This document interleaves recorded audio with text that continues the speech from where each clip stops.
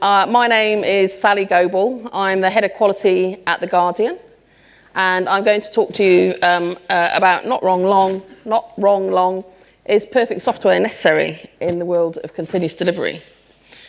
For those of you who don't know The Guardian, we're the second largest English language news organisation in the world online.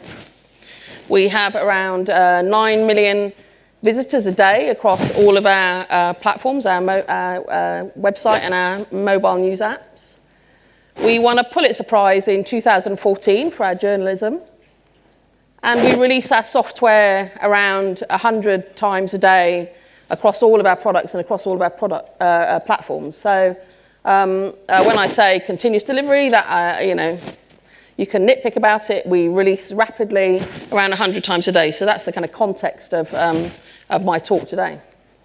So the aim of my talk is to convince you that the kind of changing nature of delivery of software means we should fundamentally rethink the way we approach the role of QA and testing in software delivery. And in order to do that, I'm going to try and answer 3 questions. I'm going to talk about what's changed in the nature of software delivery. I'm going to talk about how did that change make us reconsider the way we do our testing and QA at The Guardian. And I'm going to talk a bit about what our team does now. So what has changed in the nature of software delivery? First of all, I'm going to take you back to around the millennium, when the software that you either created or consumed looked a bit like this. It came as a physical thing. It came in a box. It came with a whole bunch of documentation, and it came on installer disks. And when you wanted to buy your software or use your software, you would go to an actual physical shop, walk into the shop, bricks and mortar. You'd pay, you'd choose your software, you'd pay for it with actual physical money. Do you remember that? Physical money. You'd buy your software, you'd take it back to your computer, and you'd install it. If you were lucky, you had DVDs. If you were unlucky, or if you were just old, you'd have floppy disks, and you'd take your floppy disks and you'd install your software one by one. It was a very, very physical thing. And if you wanted to get an upgrade to your software, you'd probably have to wait another year or a year and a half, and you'd go back and you go through the whole process all over again, go to the shop, buy the software, take it home, install it. It's a physical thing.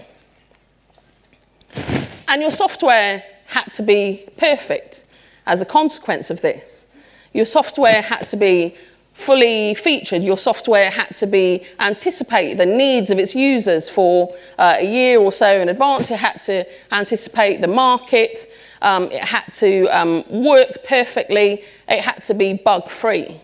Right, the reason it had to be all of those things, because if there were any problems with your software, you'd have to wait for another year and a half to fix them.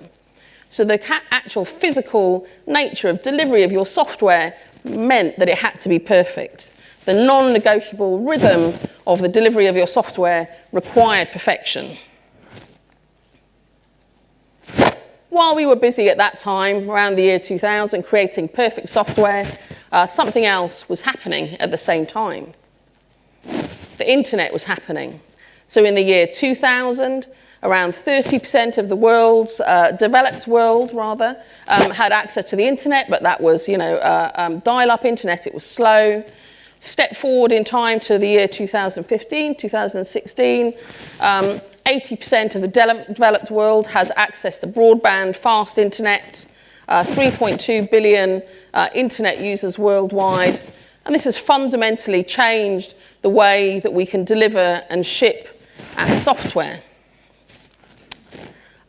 It means that we started changing the way we delivered our software from being physical to being electronic, and it meant that we could speed up the pace at which we delivered our software from being once every year or once every year and a half to once every 6 months, once a month, once every 2 weeks, once a week, once a day, to nowadays you can deliver your software multiple times a day. Sometimes you don't even know that your software has been updated, it just happens in the background.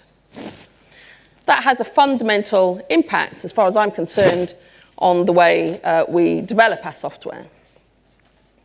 How has that changed the way that we do QA and testing? Okay, so I've talked about slow delivery. in the year 2000. I've talked about continuous delivery, rapid delivery in the year 2016, 17.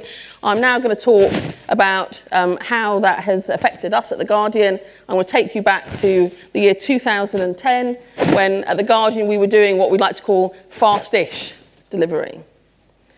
So, 7 years ago, the software development and delivery process at The Guardian looked a bit like this. I started working there around that time, where I was responsible for the testing on our monolith, which was our front end of our website, and our editorial tools. It was one massive application, and we released that software in a cycle every 2 weeks, and which was fast-ish. And, you know, around that kind of release process of 2 weeks, we had, you know, what you'd imagine, all the kind of, all the kind of processes around that. We had code freezes, we had go, no-go meetings, we had release managers, we had operations teams. And as far as the testing team were concerned, we kind of had a massive manual regression suite which supported kind of that 2-week release cycle. It took two people 2 days of kind of intensive manual testing in order to make sure that everything that we shipped to production was perfect. And we needed it to be perfect. We needed it to be perfect because we knew that if we broke something, we weren't going to be able to fix it for another 2 weeks. The reason we were locked into this 2-week release cycle was because we'd made some kind of fundamentally bad architectural decisions about the way we architected our software. We couldn't deploy without downtime, so it meant were locked into a schedule of, you know, Wednesday morning at 5 o'clock in the morning to release. We had a kind of very, very long and cumbersome deploy process, which was done by an operations team, specialists. It took them half an hour to deploy. And we couldn't roll back our software. So we were locked into this kind of boring 2-week release cycle. We realized we needed to speed that up. So our kind of engineering team went off and kind of made a whole kind of raft of architectural changes, which meant that we could then be in a position to deploy at will. So we fixed the no rollback issue. We decoupled our front end from our tools, which meant we could deploy without downtime. And we created our own in-house tool, which meant we could deploy at will, that anybody in the department could deploy to any of our environments at any time. And we were in an amazing position where we could deploy 100 times a day, up to 100 times a day, which is what we do now, which was amazing. It was brilliant for the engineers. But then the QA team just thought, oh God, what are we going to do now? We're going to have to keep up with the engineers. We needed to speed up. Well, that's what we thought. So this was about kind of 5 years ago. And everybody in the world of kind of QA and testing was talking about automation, this kind of holy grail of QA, automated tests, automated regression tests, automated suites, Selenium, WebDriver. So we thought that's what we've got to do. So we hired in an automation engineer to come into the team. We took our best technical testers off the test team. We sat them in the room. We said, just automate all our regression. And that's what they did. They sat in a room for a year, and they wrote tests, and they wrote tests, and they wrote tests. And finally, after the end of a year, all the tests were done. We were good to go, except that we weren't. The tests were terrible. They were flaky. They were unreliable. They needed constant maintenance. They took hours and hours to run. Every single person hated those tests. So we were trying to figure out what to do. We could have just improved the tests a bit, I guess. But then we had a Eureka moment. We realized that kind of our obsession with checking and testing everything before we released it was solving a problem that we didn't need to solve anymore. We didn't need to be perfect. We didn't need to ensure that our software was perfect because we weren't going to have to wait for a year or 2 weeks in order to fix it. We could just fix it as soon as we noticed it was broken. So we threw away all of our automated regression tests. We just threw them all away, and we took a decision to change radically the way we approach software testing and quality. And we threw away all our automated regression testing, and then we decided not to do any kind of manual feature testing as well. We decided we would do the absolute bare minimum of testing that we possibly could in order to ship things to production. And we decided that it wasn't even going to be the QA team that did the testing, it was going to be anybody in the team could do that testing, that bare minimum that we needed. It could be an engineer, it could be a product manager, it could be a designer or a UX person or a project manager, it could be anybody in the room, do that bare minimum of testing to ship something. And then what we would do is we would ship it, and then we would make sure that we noticed if any bugs went into production, and we would have adopt this attitude of not wrong long, that you would ship to production, and if it broke, we would just fix it then. And that's what we decided to do. Now, when I say this to people, they say, "Are you mad?" That sounds like a very risky approach. Now, if you're creating the software for a self-driving car or a nuclear power station, don't adopt this approach. Seriously. I would maintain that anybody else who's creating software and doing continuous delivery and can deploy it well can use this approach and release their software with a very, very light touch approach to testing.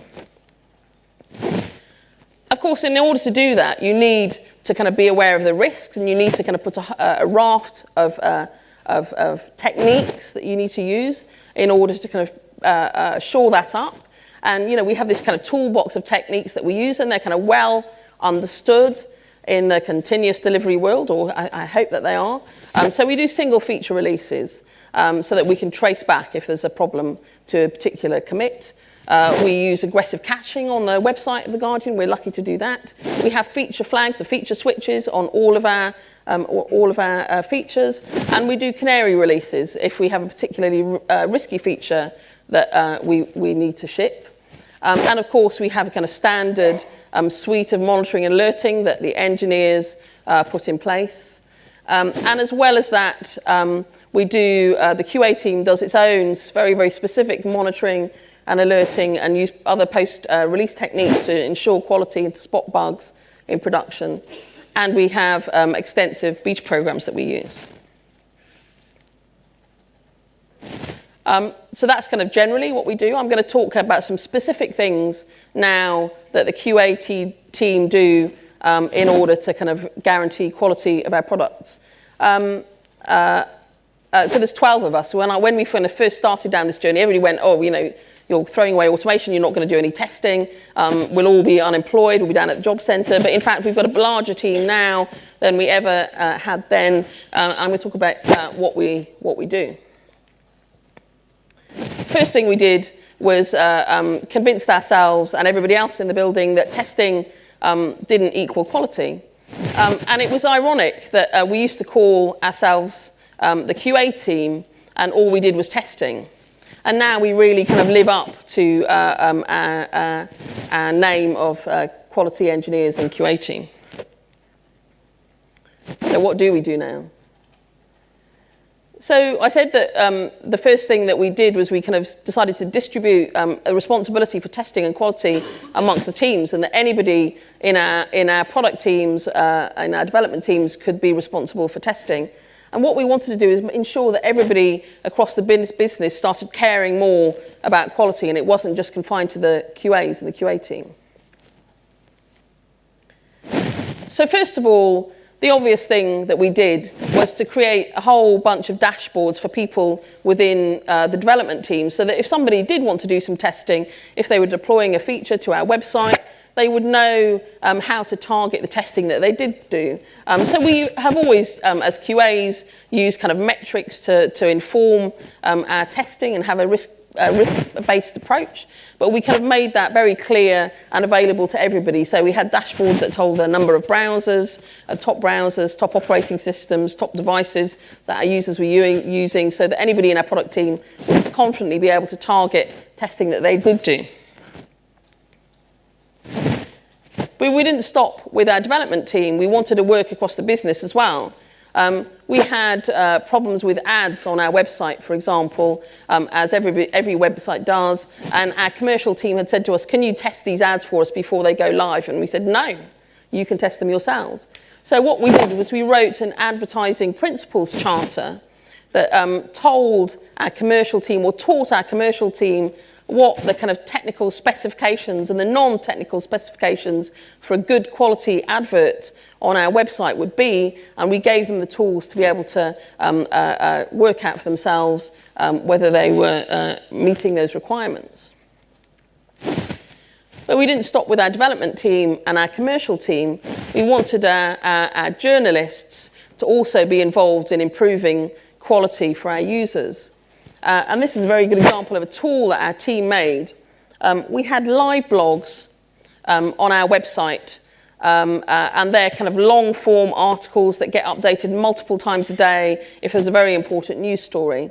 And those live blogs are getting longer and longer and longer. They have rich content embedded in them, MP3s, videos, graphics, interactives, and they were getting so large that they were crashing users' devices.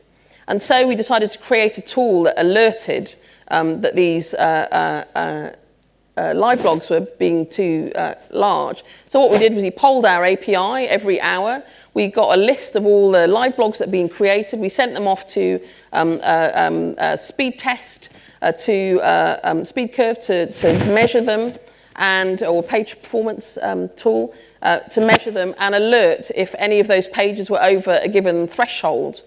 But we didn't get them to alert us. We got them to alert the journalists who created the live blogs with a nice list of the embedded content in that live blog, telling them which ones were too large and which ones they needed to kind of take remedial action to fix. So they might have to change the size of an image or change the encoding of a video in order to do that themselves. So we push the responsibility for improving quality onto our journalists.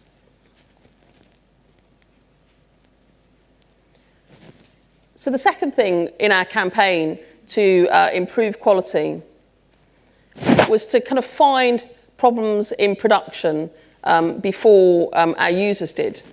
And this is a kind of a massive strategy for us. And I think it really kind of changed the headspace of the QA team. I think previously what we'd done, and what many QA teams do, I think, is they kind of test things before production.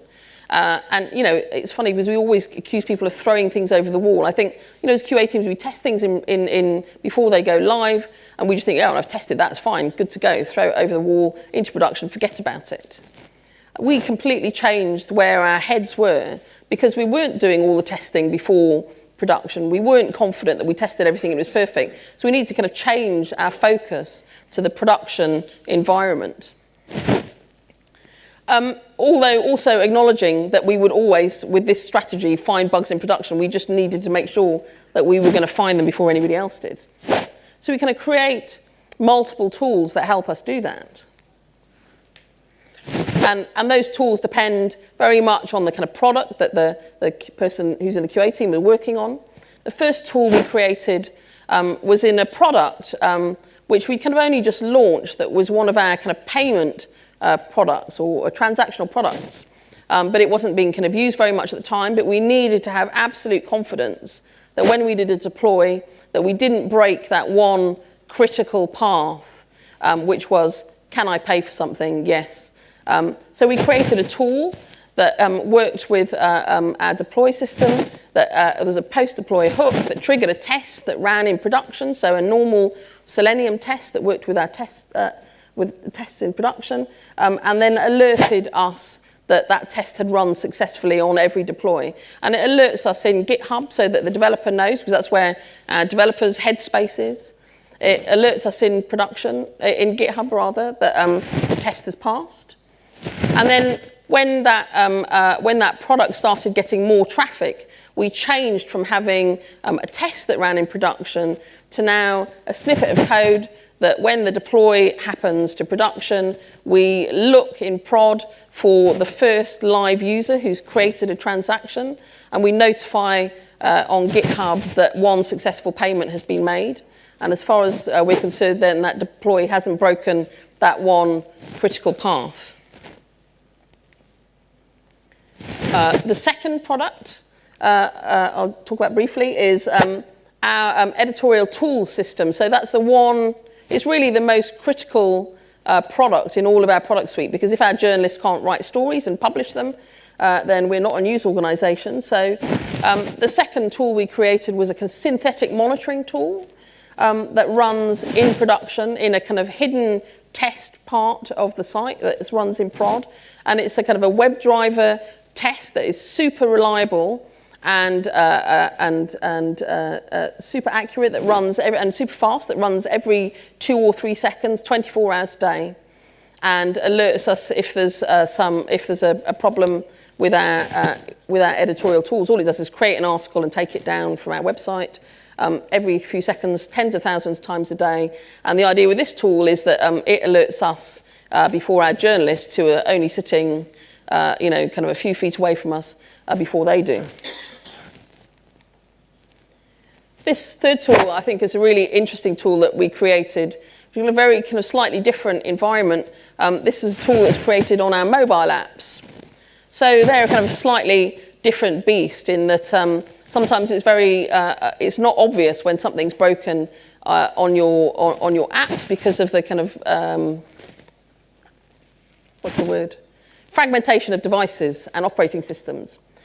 We used to have massive days and days of regression on our apps team. But when we kind of took this decision not to do it, to ship to production, we weren't necessarily as confident that we would see things quickly or have them reported to us quickly with our apps team.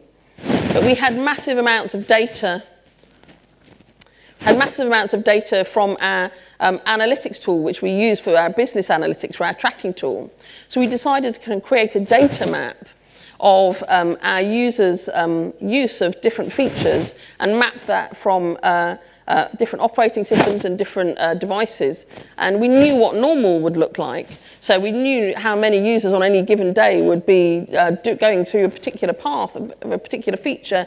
And we knew when that dropped below a particular threshold as well. So we started using our analytics, our business analytics, for tracking and monitoring problems on our apps, which I thought was a genius way of doing monitoring. So we changed our headset from looking at things before production to looking at things after production. The third thing we started doing was crowdsourcing our users. And that was really interesting. So it was one step for us saying, distribute our testing amongst our building. And then the next logical thing was distribute our testing amongst our users. First thing we did on our apps team was create beta programs. It was really interesting. We changed the way we'd worked on all of our other platforms apart from our apps team. And we did it on all of our other platforms because, because we could deploy at will, and so it was easy for us to do that. Our apps team was a completely different beast because obviously with apps you can only release them as often as Apple will accept your build. And so we were kind of locked into this 2-week release cycle with Apple, and our developers were really nervous that we took the same approach. But we still had lots and lots of manual testing. But we decided to just stop that, and instead we made all of our effort from manual testing into creating great beta programs for our app. So we have, I think, 16,000 users in our Android beta program, 2,000 in our iOS beta program. And we release to our betas about 6 or 7 times for every production release that we do. And it's brilliant. It's a brilliant way of kind of catching edge cases we would never have been able to find if we'd been doing the testing ourselves. All of this relies on having, of course, a large and extremely loyal user base, which The Guardian is very lucky to have. And the final step from that was to really start using our users in a more broad context. So we had a user help team which used to sit down in an editorial part of our building who answered technical queries from all of our users. And we just thought, why don't we bring them in to our development team? So we brought our user help team. This is somebody from our user help and our chief digital officer, which makes me really happy. We brought them into our development team, and we get feedback from our users now almost instantly about not only whether we've broken something or they find a bug in production, but whether they like the features that we build or don't like them.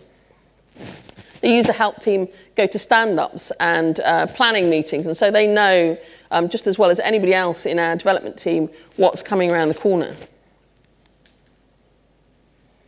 So those are the sorts of things we do now that we're not doing, not obsessed by testing before live. And what are the benefits of this approach? Well, I think the benefits are kind of fourfold. The first of which is that we can ship quickly, that QA are no longer a barrier to delivering our software. That means that our users and stakeholders are happy because they get their features quicker than they would do. It means that our QA team are happier and more satisfied than they ever have been before because they're not a barrier. And it means that everybody in the company cares more about quality than they did before we started down this road. So in conclusion, I wanted to convince you that the kind of changing nature of software delivery means you should fundamentally rethink the way you adopt testing strategies or quality strategies. When I think about testing and the way the world of QA has gone down in terms of automating all the testing, I think of Henry Ford having said, if you'd ask your customers what they want, they'd have just said faster horses. I think that's what the QA world does. I think all we want to do is speed up the processes that we've done before. The world of QA is asking for faster horses. And I would say, finally, don't ask for faster horses.